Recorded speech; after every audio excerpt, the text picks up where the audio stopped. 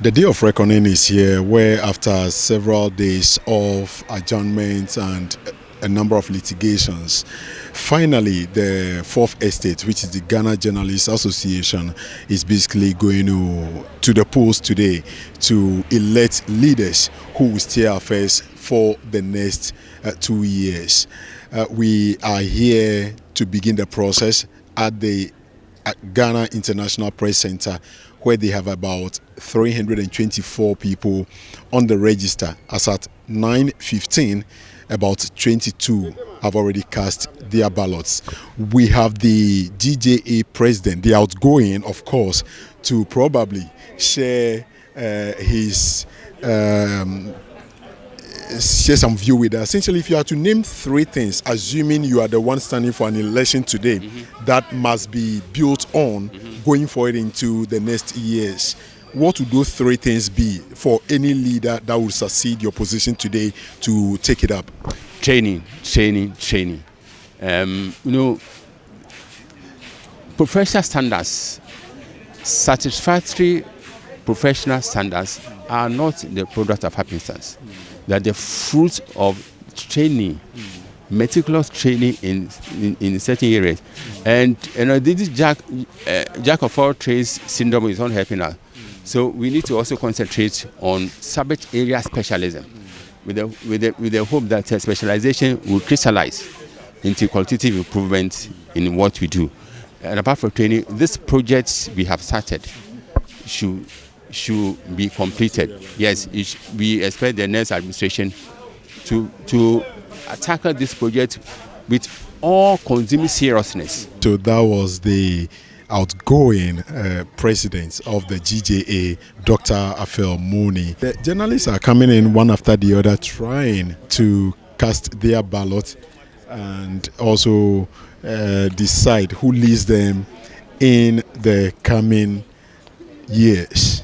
What are some of the things you are expecting in the next 3 years to come, or 2 years that will be in office? What are you expecting? Number one, I expect that the private media should be strengthened and developed further. How should it be strengthened? It should be strengthened through training programs for those especially in the private media. Another thing that should be done should be the remuneration. When you go around the private media organizations, you realize that salaries are very low. It's not encouraging. And if people are not paid very well, it can impact negatively on their work. You come to our media houses, especially go to the private media houses. Many people go home with pittances. In this day and age, people are still paid around 500 cedis, 400 cedis as media men. But when we are unionized and we get a collective bargaining agreement, then the union executives can, on behalf of our members, negotiate for, at least living wages for our members. The generality of press freedom in this country, what do you make of it? Well, I don't think we have press freedom yet. In the past it was, but now we don't. People watch their stomach. Most of the journalists we have now, they only watch their stomach and they follow their stomach and what their stomach will get and what they will get from different people. Then they follow. So in actual sense, they are not bold enough to come forward to tell the evils of the country. If even the thing is bad, they will say it's good because of their stomach. So I think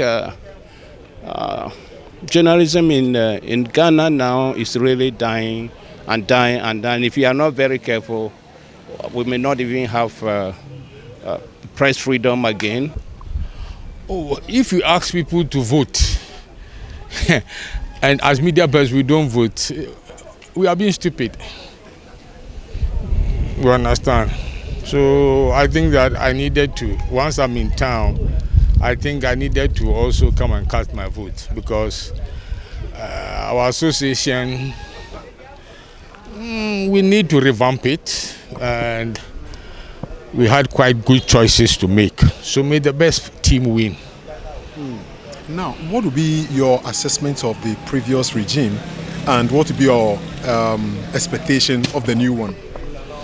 Well, I think that the previous regime suffered from lack of interest in their activities, you understand. And the general perception of the previous regime indicates that the group which will be elected will be put on their toes. You understand, as media persons, we subject decision makers to criticism. I didn't see you vote. What happened?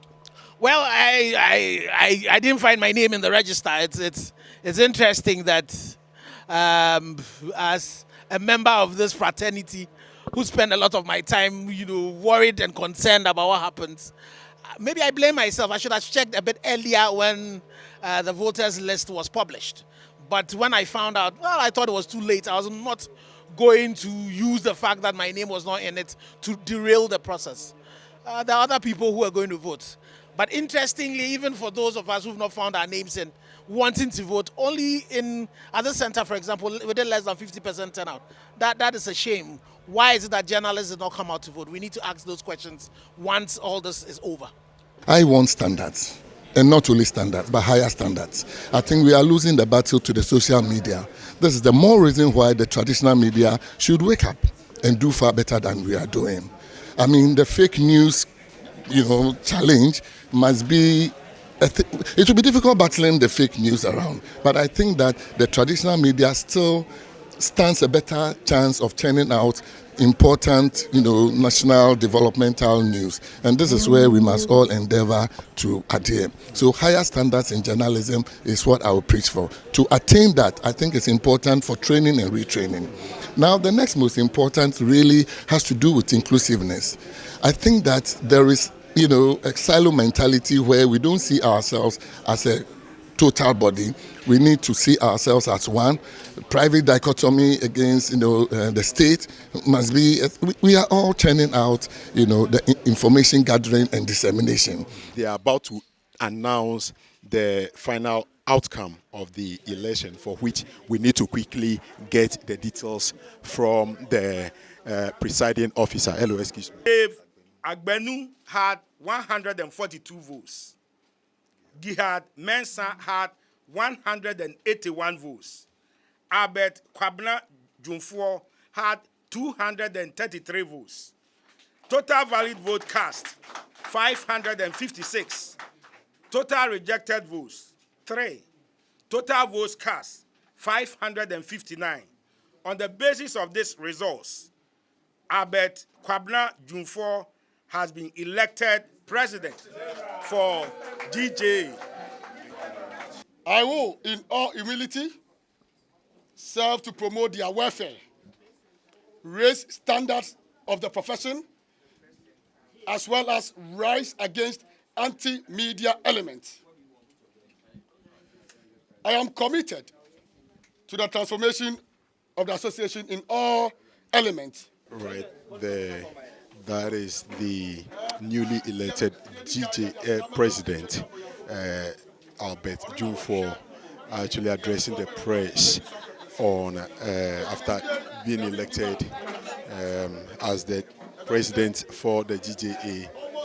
So it's been an all-day affair here at the Ghana International Press Center and across the country, where journalists went to the poll to elect new leaders who will see our face for the next 2 to 3 years. And Albert Dwumfuor happens to be elected as the new GJA president. And key among some of the things he said was to bring everyone on board to make sure this association grows from strength to strength. My name is Fred Duho, reporting from the Ghana International Press Center here in Accra for City News.